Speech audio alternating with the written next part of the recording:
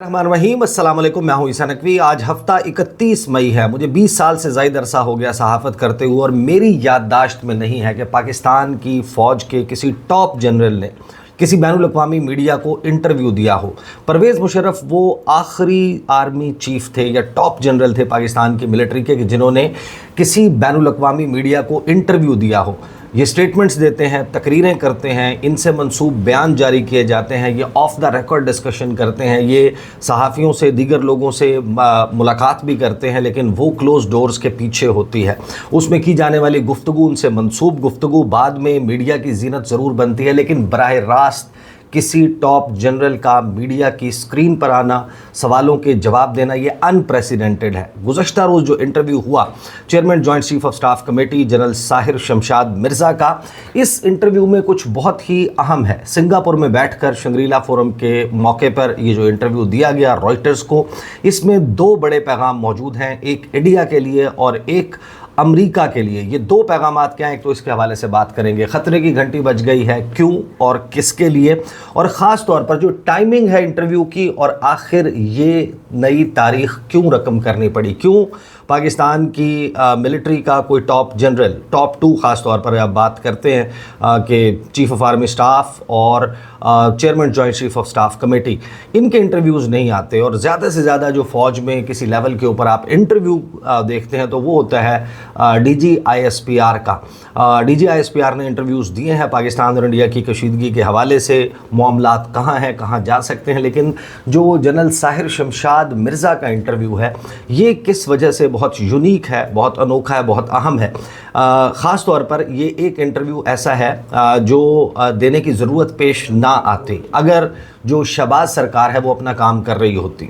आप देख रहे हैं कि हर दूसरे दिन नरेंद्र मोदी हों, चाहे राजनाथ सिंह, अमित शाह, उसके अलावा सुब्रमण्यम जयशंकर, वो मुख्तलिफ़ जगहों के दौरे कर रहे हैं, वो रैलियों से ख़िताब कर रहे हैं, वो इंटरव्यूज़ दे रहे हैं, वो पाकिस्तान के ख़िलाफ़ जहर उगल रहे हैं और पाकिस्तान के ख़िलाफ़ जिस किस्म के बयानात दिए जा रहे हैं। सिर्फ एक जो गुज़श्ता रोज़ का है वो मैं आपके सामने रख दूँगा, जो एक INS विक्रांत है, इंडिया का एयरक्राफ्ट कैरियर, उस पर खड़े होकर जो गुफ्तगू की है राजनाथ सिंह ने। अब उसका जवाब किसने देना? उसका जवाब देना है हुकूमत वक्त ने, उसका जवाब देना है ख्वाजा आसिफ ने, उसका जवाब देना है इसहाक डार ने, उसका जवाब देना है शहबाज शरीफ ने।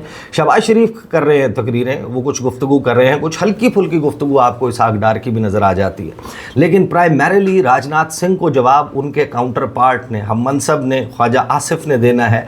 और मुस्लिम लीग नून जो है वो एक अजीब व गरीब किस्म की नरेंद्र मोदी की PR कैंपेन चलाती हुई नज़र आती है। वो ये हमें बता रही है कि नरेंद्र मोदी को बहुत बड़ा ख़तरा नहीं है, कोई बहुत बड़ा मुजरिम नहीं है, इंडिया से हमें कोई बहुत ज़्यादा ख़तरा नहीं है, हमें ख़तरा है पाकिस्तान तहरीक इंसाफ से, हमें ख़तरा है इमरान खान से।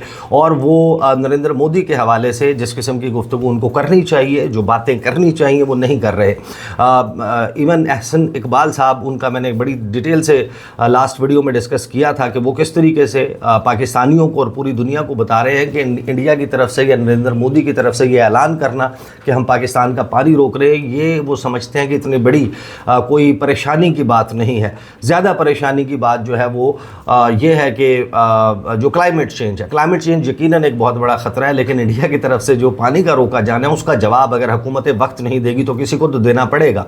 फिर मरियम नवाज़ साहिबा वो तकरीर करती हैं, वो कहती हैं कि इंडिया ने, नरेंद्र मोदी ने इतना हमला करके नुकसान नहीं पहुँचाया जितना नुकसान PTI ने किया या इमरान खान ने किया। या जाहिर है कि ये सियासी जमात है, उसका अपना एक मतमे नज़र है, लेकिन इंडिया को जवाब भी किसी ने देना है। अब इसकी टाइमिंग क्या है? इसकी टाइमिंग ये है कि हम देखते हैं कि इंडिया का वज़ीर दिफा राजनाथ सिंह, जिसका मौक़िफ़ और मतमे नज़र ये है कि वो 12 दिसंबर 2022 को दिल्ली गेट इंडिया पे खड़े होकर ये नारा लगाता है कि पाकिस्तान का बनना एक ऐतिहासिक गलती थी, पाकिस्तान जो है उसका बनना एक हिस्टोरिक मिस्टेक थी जिसको अंडू करने का टाइम आ गया है। वो ये कहता है कि POK, पाकिस्तान ऑक्युपाइड कश्मीर जो है वो हमने वापस लेना है, गिलगित बल्तिस्तान जो है उसके ऊपर हमने कब्ज़ा करना है, जो ये ऐलान करता है कि हम पाकिस्तान में घुसकर इतनी असैसिनेशंस कर चुके हैं, जो खुलेआम इसका एतराफ़ करता है। और ऑपरेशन सिंदूर, जिसको तंदूर बना दिया गया था और तंदूर में रोस्ट किया गया था उस ऑपरेशन को, उस ऑपरेशन की नाकामी के बाद कोई एक ऐसा दिन नहीं है या 2 कंसेक्यूटिव दिन ऐसे नहीं गुजरे कि वो पाकिस्तान और इंडिया की सरहद के किसी मुकाम पर खड़े होकर पाकिस्तान को ललकार ना रहा हो। अब उसके जवाब दिए जा रहे हैं, DGISPR के इंटरव्यूज़ और सब कुछ हो रहा है, लेकिन अब एक टॉप लेवल के ऊपर जो इंटरव्यू देना है ये बड़ा मानी रखता है। अब राजनाथ सिंह ने जुमे के रोज़ क्या किया? जुमे के रोज़ ये गया गोवा में, और गोवा में जाकर आप इसकी सिग्निफिकेंस का अंदाज़ा लगाएं कि वो अपने एयरक्राफ्ट कैरियर पर खड़ा है, INS विक्रांत। और INS विक्रांत वो है जिसके लिए अब इन्होंने कुछ नए राफेल ख़रीदने का फ़ैसला किया है। अराउंड 36 राफेल जो हैं वो उसका मुआहदा अप्रैल में पहलगाम इंसिडेंट के बाद हुआ है।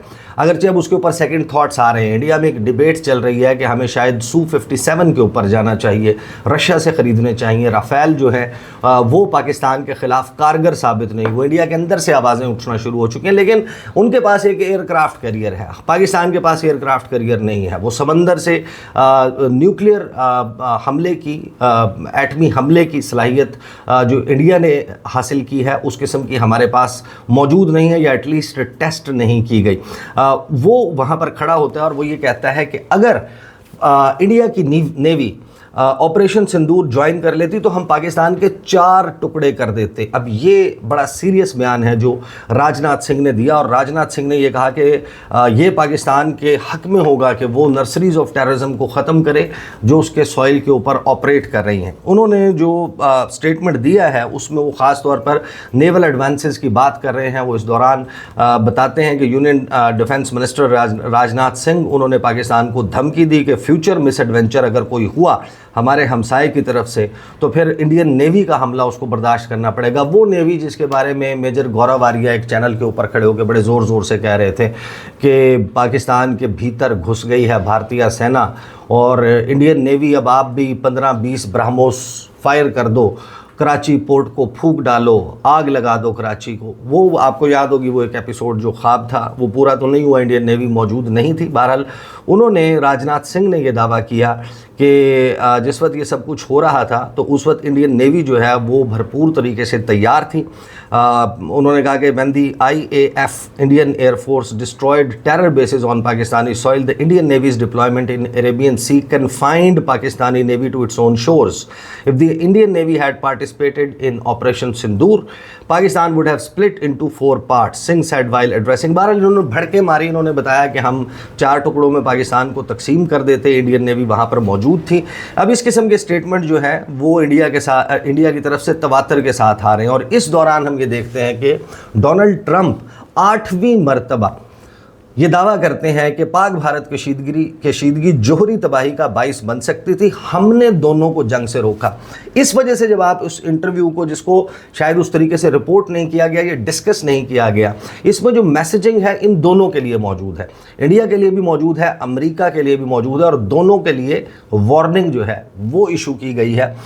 डोनाल्ड ट्रंप ने क्या कहा? डोनाल्ड ट्रंप ने एक बार फिर पाक भारत जंग बंदी का सेहरा अपने सर लेते हुए कहा है कि हमने पाकिस्तान और भारत को जंग से रोका, पाक भारत कशीदगी जोहरी तबाही का बाइस बन सकती थी। ओवल हाउस में गुफ्तगू करते हुए अमेरिकी सदर डोनाल्ड ट्रंप ने कहा कि जंग बंदी पर पाक भारत रहनुमाओं का शुक्रिया अदा करता हूं। ट्रंप ने कहा कि हमने पाकिस्तान और भारत को जंग से रोका, दोनों मुल्कों के दरमियान कशीदगी जोहरी तबाही का बाइस बन सकती थी। हम उन लोगों के साथ तजारत नहीं कर सकते जो एक दूसरे पर गोलियां बरसा रहे हैं। अमेरिकी सदर ने कहा कि हम किसी से भी बेहतर लड़ सकते हैं, हमारे पास दुनिया की सबसे बड़ी फ़ौज है। फिर उन्होंने कहा कि इसराइल और हमास के दरमियान जंग बंदी मुआहदा जल्द हो सकता है, वगैरह वगैरह इस किस्म की बात की। बहरहाल वो, अब आपने देखा होगा कि डोनाल्ड ट्रंप जहाँ पर बात करते हैं, गुफ्तगू करते हैं, वो अपना बताते हैं किरदार कि हमने किस तरीके से पाकिस्तान और इंडिया को जंग करने से रोका, और ये जोहरी जंग में, एक एटमी जंग में तब्दील हो सकती थी, पूरी दुनिया पर इसके असरात हो सकते थे। लेकिन फिर साथ में वो ये भी बताते हैं कि तजारत है वो मामला जिसका धमकी देकर इंडिया को बाज रखा गया पाकिस्तान के साथ जंग से। अब जब आप आते हैं आप उस इंटरव्यू पर जो जनरल साहिर शमशाद मिर्ज़ा ने दिया, जिसमें अगरचे लोगों ने ख़बर ये निकाली है या उसको सबसे ज़्यादा पोर्ट्रे इस बात पर किया गया कि जनाब जनरल साहिर शमशाद मिर्ज़ा ने कह दिया कि प्री 22 अप्रैल पोजीशन के ऊपर ट्रूप्स चले गए हैं, तो डी एस्केलेशन हो गई है पाकिस्तान और इंडिया के दरमियान। अब सरहद के ऊपर, लाइन ऑफ कंट्रोल पर, वर्किंग बाउंड्री पर जो ट्रूप्स की पोजीशन आ गई थी, अब उसको डीएस्केलेट, अब जनरल साहिर शमशाद मिर्ज़ा जो हैं वो 10 कोर को कमांड भी कर चुके हैं। और इन्हीं के दौर में वो जो 25 फरवरी 2021 का जो फायरबंदी मुआहदा है वो हुआ था पाकिस्तान और इंडिया के दरमियान। इन्होंने जो इंटरव्यू दिया है, इस इंटरव्यू में जो सटल मैसेजिंग मौजूद है ना 2-3 चीज़ों की, जिसके ऊपर आपको आने वाले दिनों में कुछ ना कुछ होता हुआ नज़र आएगा, ख़ासतौर पर पाकिस्तान और इंडिया के दरमियान किसी ऐसे मैकेनिज़्म का बनना कि जिसमें फ्यूचर कॉन्फ्लिक्ट्स में उनको अवर्ट और किसी डिज़ास्टर को, किसी बहुत बड़े नुकसान और तबाही को बचाने के लिए कोई सिलसिला बनाया जा सके। और ये कब हो रहा है कि ये सबको मालूम है, आगाज़ की स्टेटमेंट से इंडिया को अब सेकंड थॉट्स आई और इंडिया ने कहा कि नहीं जनाब, हमने तो अगर बात करनी है तो हम सिर्फ पाकिस्तान ऑक्युपाइड कश्मीर पर करेंगे और टेररिज्म पर, पानी जो है उसके ऊपर बात नहीं होगी, इंडस वाटर ट्रीटी के ऊपर बात नहीं होगी, मकबूजा जम्मू और Kashmir, Indian illegally occupied Jammu और कश्मीर के ऊपर बात नहीं होगी, हम तो बस इनके ऊपर बात करेंगे और किसी तीसरे मुल्क की सरजमीन पर नहीं होगी, किसी तीसरे फरीक की मौजूदगी में नहीं होगी, कोई सालिस नहीं होगा। इंडिया ने अपने डोमेस्टिक प्रेशर्स की वजह से ये जवाब दिया है। पाकिस्तान की तरफ से डिप्लोमेटिकली शायद उस तरीके का दबाव नहीं बढ़ाया जा सका, या एफर्ट्स अभी तक उस तरीके से कारगर साबित नहीं हुए कि इंडिया के ऊपर एक ऐसा प्रेशर डेवलप किया जा सके। अगरचे मैं अगली वीडियो में ज़रूर आपके सामने रखूंगा कि चाइना हमारी किस तरीके से बैक एंड पर रहते हुए इस मामले पर हेल्प करने के लिए मैदान में कूद पड़ा है, लेकिन इस मामले पर भी इंडिया को टर्म्स पर लाने के लिए ये जो इंटरव्यू है ये बड़ा मौसर इंटरव्यू है। जनरल साहिर शमशाद मिर्ज़ा के इंटरव्यू पर पाकिस्तान ने तो जो रिपोर्ट किया है, पाकिस्तान में जो रिपोर्ट हुआ है सो हुआ है। ये मेरे पास जो फर्स्ट पोस्ट है उसका जो वर्शन है ऑफ द इंटरव्यू वो मौजूद है। वो लिखते हैं कि despite science of de-escalation along the India-Pakistan border, with both sides beginning to reduce troops after their worst clashes in decades, a top Pakistani military general has warned that the risk of future escalation remains high. के बावजूद इसके कि पाकिस्तान और India के दरमियान तनाव जो है वो कम हुआ है, दोनों जानिब से जो फ़ौज की तादाद है बॉर्डर पर उसको कम करने के लिए कंक्रीट स्टेप्स लिए जा रहे हैं। पाकिस्तान की फ़ौज के एक टॉप जनरल ने इंतबाह किया है, वार्न किया है कि जो रिस्क है वो बदस्तूर बहुत ज़्यादा मौजूद है, एक फ्यूचर एस्केलेशन पाकिस्तान और इंडिया के दरमियान। जनरल साहिर शमशाद मिर्ज़ा जो इस वक्त सिंगापुर में शंग्रीला डायलॉग फोरम को अटेंड करने के लिए मौजूद हैं, उन्होंने ये कहा कि न्यूक्लियर वेपन्स के इस्तेमाल का मामला नहीं आया था, अगरचे it was a dangerous situation. यानी उन्होंने ये ज़रूर बताया कि जो कह रहे हैं डोनाल्ड ट्रंप बार बार के न्यूक्लियर वेपन्स निकल आए थे और होने वाला था कुछ इस किस्म का, उन्होंने कहा कि अभी तक वो मूव नहीं हुई थी कि जहाँ पर पाकिस्तान न्यूक्लियर हथियार निकालता। और इसके ऊपर प्रवीण स्वानी को जब आप सुनते हैं ना तो उन्होंने बड़ा दिलचस्प, मैं उनको ज़ाहिर है कि अब तो पाकिस्तान में बहुत सारे लोग उनको सुनते हैं, मैं उनको 2020 में जब इंडिया और चाइना के दरमियान लाइन ऑफ एक्चुअल कंट्रोल पर मामलात बिगड़े थे और गलवान इंसिडेंट हुआ था, उसके बाद से कंसिस्टेंटली हम उनको फॉलो करते हैं, हम उनको सुनते हैं। और वो इंडिया के डिफेंस के हवाले से बहुत ही जाने माने मशहूर जो है वो तज्ज़िया निगार हैं, एनालिस्ट हैं। और उन्होंने ये बताया था कि पाकिस्तान ने तो डायनामिक्स ही तब्दील कर दी हैं। जो रवायती जंग में पाकिस्तान ने ताकत दिखाई है, उसने ये बता दिया कि जो थ्रेशहोल्ड है न्यूक्लियर तक पहुंचने का वो भी बहुत पीछे है। पहले आप पाकिस्तान को इतना मार सकेंगे, पाकिस्तान की फ़ौज को या पाकिस्तान की फ़िज़ाइया को, तो उसके बाद कोई मजबूर होगा न्यूक्लियर हथियार उठाने पर या चलाने के ऊपर या निकालने के ऊपर। आप तो उनको वैसे ही डायरेक्टली हर्ट नहीं कर पाए, तो फिर न्यूक्लियर एस्केलेशन उन्होंने कहा वो थोड़ा सा पीछे चली गई है। बहरहाल जो साहिर शमशाद मिर्ज़ा हैं वो उन्होंने कोट अनकोट ये कहा कि नथिंग हैपेंड दिस टाइम, कि इस वक्त तो कुछ नहीं हुआ जो अभी रिसेंट कॉन्फ्लिक्ट हुई पाकिस्तान और इंडिया के दरमियान, but you can not rule out any strategic miscalculation at any time. क्या आप इसको रूल आउट नहीं कर सकते, इसको बिल्कुल ही नज़रअंदाज नहीं कर सकते कि कभी भी ऐसा नहीं होगा? Because when the crisis is on the responses are different, कि जब बहरान चल रहा हो तो फिर रिस्पॉन्सेज जो हैं मुख्तलिफ हो सकते हैं। ये फ्यूचर के लिए वार्निंग है, ये जो इंडिया की तरफ से बार बार गुफ्तगू की जा रही है। ज़ाहिर है एक तो हमारे जो सिविलियन साइड है वहाँ से कोई इस तरह बढ़ चढ़ कर इंडिया को जवाब भी नहीं दे रहा। दूसरा जो हमारा ज़ाहिर है कि वफाकी काबीना है उसके वुज़रा, उनको इतना सीरियसली लिया भी नहीं जाता इंटरनेशनल लेवल के ऊपर। उनकी स्टेटमेंट्स उस तरीके से हाईलाइट नहीं होती जैसे अब आप देखेंगे कि जनरल साहिर शमशाद मिर्ज़ा का, या for that matter, and this is unfortunate कि हमेशा से पाकिस्तान में जो इदारे हैं उनके जो तर्जुमान हैं उनकी की हुई गुफ्तगू को ज़्यादा वेटेज दिया जाता है, because they are considered the actual policy and decision makers in Pakistan. बहरहाल उन्होंने रॉयटर्स को इंटरव्यू दिया और उन्होंने क्वेश्चन किया कि अगरचे नज़र तो ये आ रहा है कि जो फौरी तौर पर बहरान है पाकिस्तान और इंडिया का, फौरी बहरान है जो इस वक्त बहरानी कैफियत है, वो थोड़ा सा ईज़ होना शुरू हो गई है, थोड़ा सा नॉर्मलाइज होना शुरू हो गई, लेकिन जो अंडरलाइंग टेंशन्स हैं दोनों ममालिक के दरमियान वो बदस्तूर मौजूद है और बड़ी ख़तरनाक हद तक मौजूद है। आगे वो ये कहते हैं कि जो रिस्क है फ्यूचर एस्केलेशन का वो बढ़ गया, अब ज़्यादा हो गया पहले से इस लड़ाई के बाद, क्योंकि उन्होंने कहा कि ये जो रिसेंट फाइटिंग हुई है पाकिस्तान और इंडिया के दरमियान लड़ाई हुई है, ये पहले होती थी पाकिस्तान और इंडिया की लड़ाई लाइन ऑफ कंट्रोल और वर्किंग बाउंड्री, यहाँ पर गोलाबारी होती थी और एक दूसरे के ऊपर बहुत ज़्यादा होता था, तो भारी तोपखाने का इस्तेमाल होता था, जो एंटी टैंक गाइडेड मिसाइल्स हैं स्पाइक, इंडिया उनका इस्तेमाल करता था, हम बख्तर शिकन जो है वो फायर कर देते थे। ये इस किस्म की लड़ाई हुआ करती थी। वो थोड़ा सा सर्वेलेंस ड्रोन उड़ाते थे, हम गिरा देते थे, हम उड़ाते थे, वो गिरा देते थे, लेकिन मामला जो है वो डिस्प्यूटेड रीजन के अराउंड ही महदूद रहता था। लेकिन इस मरतबा it has gone down deep into Pakistan and deep into India. दोनों ममालिक में जो है वो बड़ी हद तक अंदर जाकर लड़ाई हुई है और सेटल्ड एरिया में इंटरनेशनल बॉर्डर से इंकर्जन्स या गोलाबारी और वहाँ पर ट्रूप्स की मूवमेंट और एक दूसरे के ऊपर भारी तोपखाने का इस्तेमाल हुआ, विच क्लियरली मीन्स के अब मामला जब भी होगा तो वो ये थ्रेशोल्ड ख़त्म हो गया, वो ये जैसे कहते हैं ना झाका, ये ख़त्म हो गया कि हमने लड़ाई को महदूद रखना है, बस ठीक है लाइन ऑफ कंट्रोल के ऊपर लड़ाई हो रही है, लेकिन सेटल्ड एरिया में लड़ाई के आने का मतलब ही कुछ और है। वो ये कहते हैं कि जनाब ये अब मेन लैंड तक ये लड़ाई आ चुकी है। वो ये कहते हैं कि जो दोनों मिलिट्रीज़ हैं उन्होंने अगरचे अब जो ट्रूप्स हैं उनको ड्रॉ डाउन करना शुरू कर दिया और हम तकरीबन 22 अप्रैल से पहले की सिचुएशन पर आ चुके हैं, या हम तकरीबन उस तक पहुंच रहे हैं, या फिर उन्होंने कहा कि जब मैं गुफ्तगू कर रहा हूँ तो उस वक्त तक तकरीबन वो हो चुकी होगी वहाँ पर जो ट्रूप्स की ड्रॉ डाउन है।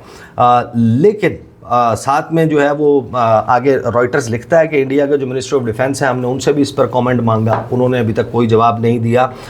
फिर पाकिस्तान और इंडिया के दरमियान थोड़ा सा वो बैकग्राउंड देते हैं कि ये कॉन्फ्लिक्ट क्या थी, लेकिन ख़ास तौर पर जो इसमें बहुत ही इम्पॉर्टेंट पोर्शन है इंटरव्यू का जिसको मिस आउट शायद किया गया है, जिसमें ये बताते हैं कि जो ये सारी एक्सचेंजेस चल रही हैं इसमें कहते हैं जनरल शाहिद शमशाद मिर्ज़ा के This conflict lowers the threshold between the two countries who are contiguous nuclear powers in the future. It will not be restricted to the disputed territory. It will come down to the whole of India and the whole of Pakistan. कि अब जो जंग होगी वो पूरे पाकिस्तान पर और पूरे इंडिया के ऊपर में जो है वो जंग होगी, ये किसी एक ख़ास हिस्से तक महदूद नहीं रहेगी। ये बहुत ही डेंजरस ट्रेंड है।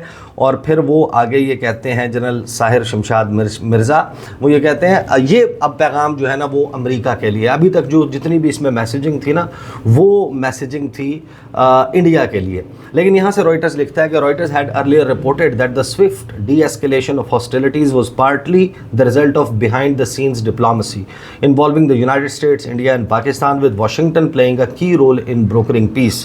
कि जो behind the scene diplomacy, backdoor diplomacy हुई हुई जिसमें अमेरिका, इंडिया और पाकिस्तान तीनों शामिल थे, जिसमें वाशिंगटन ने, अमेरिका ने एक बड़ा कलीदी किरदार अदा किया, जिसको इंडिया डिनाई करता है कि नहीं जनाब ये हमने तो सिर्फ बायलैटरल लेवल पर बात की हुई थी। उनके लिए बड़ी हजीमत की बात है कि अमेरिका ने हमें कैसे प्रेशराइज़ कर दिया। बहरहाल जो जनरल साहिर शमशाद मिर्ज़ा हैं वो ये कहते हैं he cautioned however that international mediation may prove more difficult in future crisis, कि आइंदा का जो क्राइसिस होगा पाकिस्तान और इंडिया के दरमियान उसमें ये इंटरनेशनल मीडिएशन वाला मामला नहीं आएगा। Citing the absence of formal crisis management mechanisms between the two countries, के इस वक्त दोनों ममालिक के दरमियान कोई ऐसा मैकेनिज्म मौजूद नहीं है। अगरचे हॉटलाइन राब्ता आपको पता है कि होता है, बैक चैनल जो है वो भी ऑन एंड ऑफ चलता रहता है, 3+3, 2+2, 1+1, कुछ इस किस्म के जो है ना फॉर्मेट्स हैं जिनको फॉलो किया जाता है। और अब तो वैसे भी आपको मालूम है कि जनरल आसिम मलिक जो DGI-SI हैं उनको नेशनल सिक्योरिटी एडवाइज़र भी बना दिया है, वो अब हम मनसब हैं जीत दोवल के, उनके दरमियान राब्ता हो सकता है, लेकिन एक ऐसा गिवन चार्टर्ड मैकेनिज्म इंडिया और पाकिस्तान के दरमियान मौजूद नहीं है कि जिसके ज़रिए फॉर्मली जो है वो इंगेज किया जा सके। इसलिए वो ये कहते हैं कि the time window for the international community to intervene would now be very less, कि अब जो फ्यूचर कॉन्फ्लिक्ट्स होंगी, इंडिया जिस किस्म की बयानबाजी कर रहा है ठीक है वो करे, लेकिन इंटरनेशनल कम्युनिटी इस बात का इंतज़ार करने का ना सोचे कि अब नेक्स्ट इसी तरीके से कॉन्फ्लिक्ट स्टार्ट होगी, वो फ्लेयर अप होगी, वो बढ़ रही होगी और फिर हम इंटरवीन करेंगे किसी एक मौके पर और हम इस फ्यूचर कॉन्फ्लिक्ट को जो है वो न्यूक्लियर जंग में तब्दील होने से रोक लेंगे। उन्होंने कहा कि जो विंडो है, टाइम विंडो इंटरनेशनल कम्युनिटी के लिए कि वो इसमें इंटरवीन करे, वो बहुत कम हो जाएगी। And I would say that damage and destruction may take place even before that time window is exploited by the international community. कि अभी तो ये डोनाल्ड ट्रंप ले रहे हैं इस बात में बड़ा फ़ख्र के हमने रुकवा दिया, लेकिन फ्यूचर में डैमेज भी हो चुका होगा, तबाही भी हो चुकी होगी, डिस्ट्रक्शन हो चुकी होगी उस टाइम विंडो के अंदर कि जब उनको लगेगा कि अब हमें जो है वो इंटरवीन करने की ज़रूरत है। Pakistan is open to dialogue but beyond a crisis hotline between the Directors Generals of Military Operations and some hotlines at the tactical level on the border. There was no other communication between the two countries. कोई communication मौजूद नहीं है और इसके ऊपर एक hard line रखी हुई है नई दिल्ली ने on any possible rapprochement. If there are talks, it will only be on terrorism and POK.